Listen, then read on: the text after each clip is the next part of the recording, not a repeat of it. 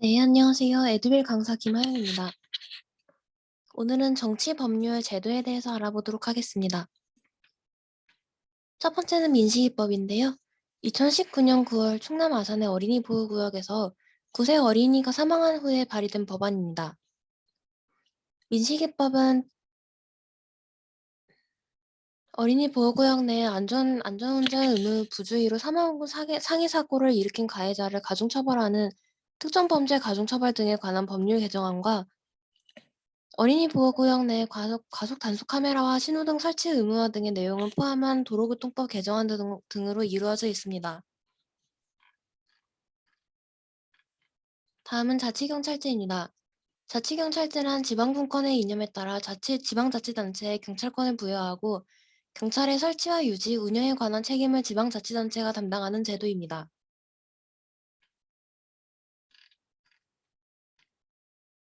다음은 김영란법입니다.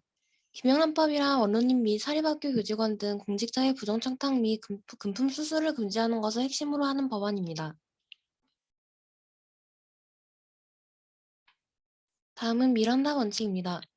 미란다 원칙이란 경찰이나 검찰이 용의자를 연행할 때 그 이유와 변호인의 도움을 받을 수 있는 권리, 진술을 거부할 수 있는 권리 등이 있음을 미리 고지하여야 한다는 원칙입니다. 다음은 패스트트랙입니다. 패스트트랙이란 국회에서는 발의된 안건의 신속한 처리를 위한 제도, 경제 분야에서는 일시적으로 자금난을 겪고 있는 중소기업을 살리기 위한 유동성 지원 프로그램 등을 의미합니다.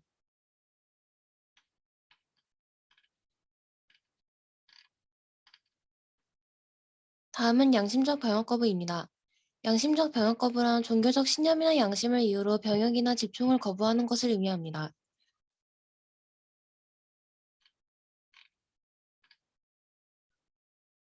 다음은 탄소포인트제입니다. 탄소포인트제란 가정, 산업의 전기, 상수도, 도시가스 등의 사용량 절감에 따라 탄소포인트를 부여하고 이에 상하는 인센티브를 제공하는 방북 및 온실가스 감축 실천 프로그램입니다.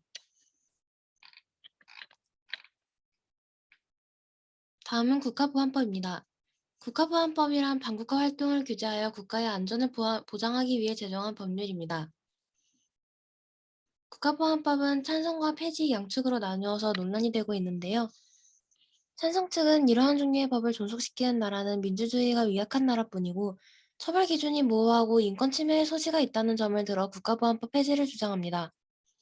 반면 반대측은 국가보안법은 국가의 안전을 위태롭게 하는 반국가 활동을 규제하여 국가의 안전과 국민의 생존과 자유를 확보하려는 법이고 대한민국은 자국민이지만 적인 집단인 북한이 있으므로 일반적인 민주주의 국가와 비교할 수 없다고 주장합니다. 다음은 설립법입니다.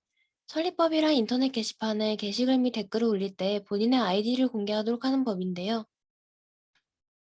2019년 10월 고 설리가 악플에 시달리다 사망한 이후로 발의된 법안입니다.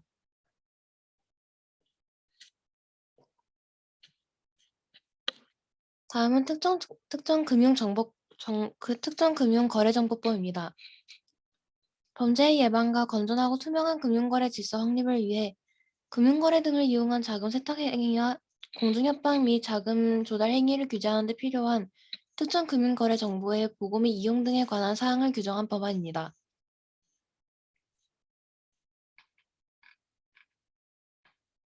다음은 옴부즈맨입니다. 옴부즈맨이란 정부의 독주를 막기 위한 행정감찰관 제도로 옴부즈맨은 잘못된 행정에 대한 관련 공무원의 설명을 요구하고 필요한 사항을 조사하여 민원인에게 알려주며 언론을 통해 공표하는 등의 역할을 합니다.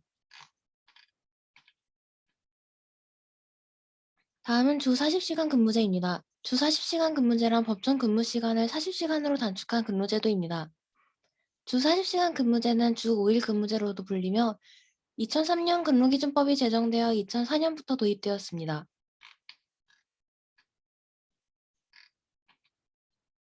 다음은 사대보험입니다.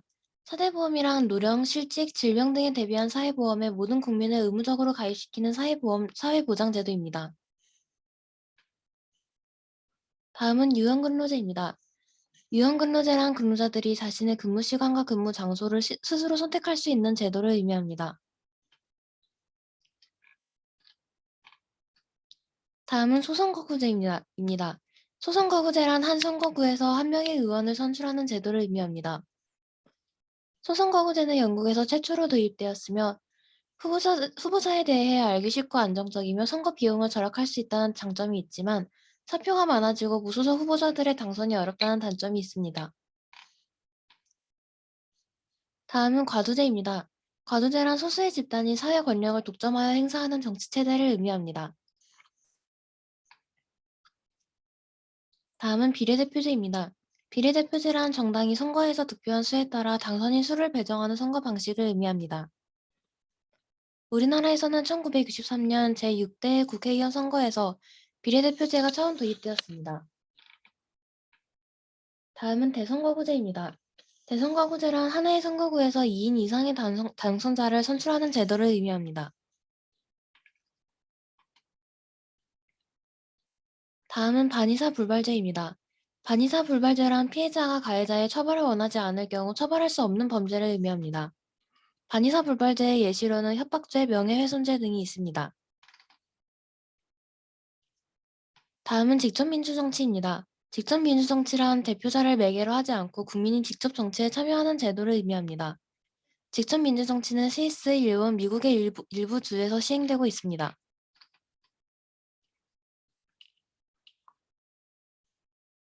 다음은 란트슈게마인데입니다. 란트슈게마인데란 참정권을 가진 주민이 매년 한 번씩 모여 의사를 결정하는 제도를 의미합니다.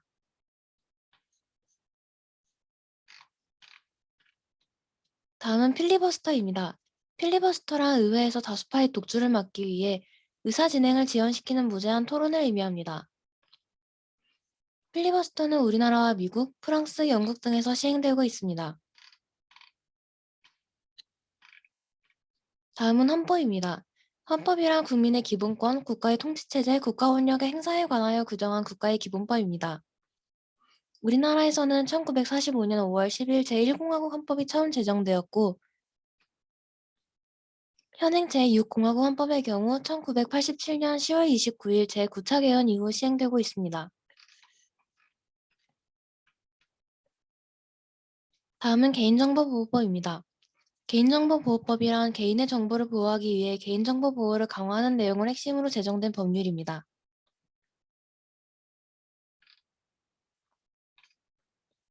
다음은 국민참여재판입니다. 국민참여재판이란 국민 중 무작위로 선정된 배심원들이 형사재판에 참여하는 제도를 의미합니다. 만 20세 이상의 국민 중 무작위로 선정된 배심원들이 형사재판에 직접 참여하게 되는데요. 배심원들은 유무죄 판결을 내릴 수는 있지만 법적인 구속력은 없습니다. 다음은 상권분립입니다. 상권분립이란 국가 권력을 입법부, 행정부, 사법부 세 기관에 나누어 균형을 이루도록 하는 제도를 의미합니다. 다음은 적극행정입니다. 적극행정이란 공무원이 불합리한 규제의 개선 등 공공의 이익을 위하여 창의성과 전문성을 바탕으로 적극적으로 업무를 처리하는 행위를 의미합니다. 다음은 국경일입니다. 국경일이란 국가의 경사로운 날을 기념하기 위해 제정되는 날인데요.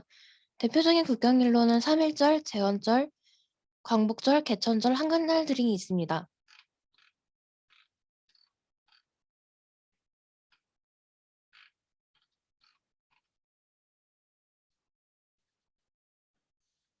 다음은 탄핵소추입니다. 탄핵소추란 대통령이나 국무총리 등의 고위직 공직자가 잘못을 저질렀을 때 국회에서 그들의 위법을 고발하는 것을 의미합니다. 다음은 청와대 국민청원입니다. 국민청원이란 국민이 직접 정책을 제안하거나 의견을 제시할 수 있는 온라인 게시판을 의미합니다. 청와대 국민청원에 청원글을 올리면 30일 이내에 100명의 동의를 받으면 내용이 공개되고 그 이후 30일 이내에 20만 명 이상의 동의를 얻은 경우 정부 및 청와대 관계자의 답변을 받을 수 있습니다. 다음은 보궐선거입니다.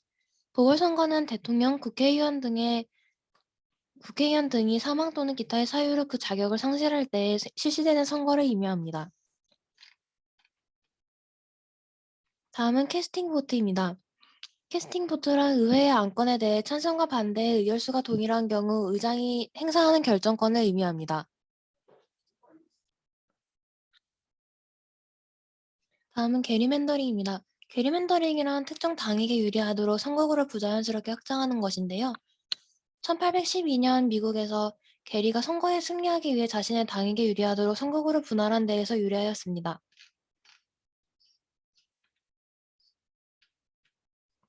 다음은 브래들리 효과입니다.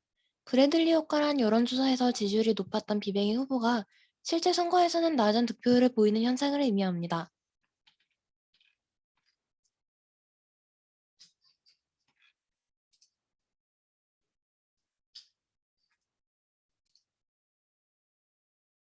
다음은 일몰제입니다.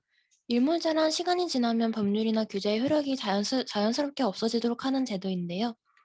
입법 당시와 여건이나 환경이 달라져 법률이나 규제가 필요 없게 된 이후에도 법률이나 규제가 없어지지 않는 현상을 없애기 위해 도입된 제도입니다.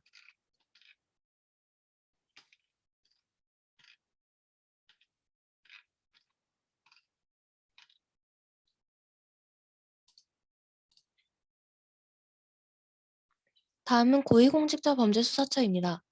고위공직자와 그 가족의 범죄를 척결하고 국가의 투명성과 공직사회의 신뢰성을 높이기 위해 독립된 위치에서 수사 및 기소할 수 있는 부패 수사기관을 의미합니다.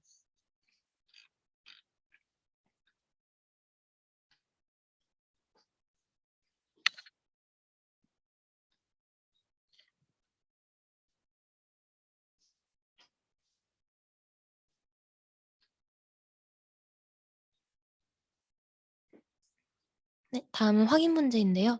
2019년 12월 24일 공포되어 2020년 3월 25일부터 시행된 특정 범죄 가중처벌 등에 관한 법률 개정안과 도로교통법 개정안 등으로 이루어진 법은 민식이법에 해당됩니다.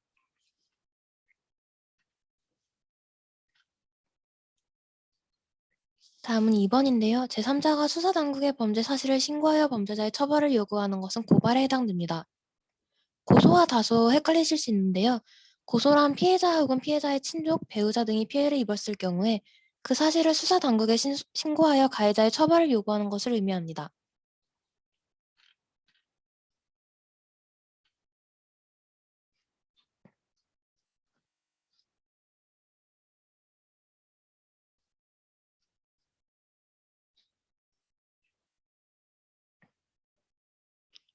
다음은 3번인데요. 피의자 신상 공개 제도의 조건이 아닌 것. 답은 4번입니다. 국민의 알권리 보장 및 피의자의 재범 방지 및 범죄 예방 등을 비롯한 공공의 이익을 위해 필요할 것이 조건 중 하나입니다.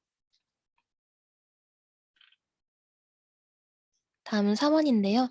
지방분권의 이념에 따라 지방자치단체에 경찰권을 부여하고 경찰의 설치나 운영에 관한 책임을 지방자치단체가 담당하는 제도는 자치경찰제에 해당됩니다.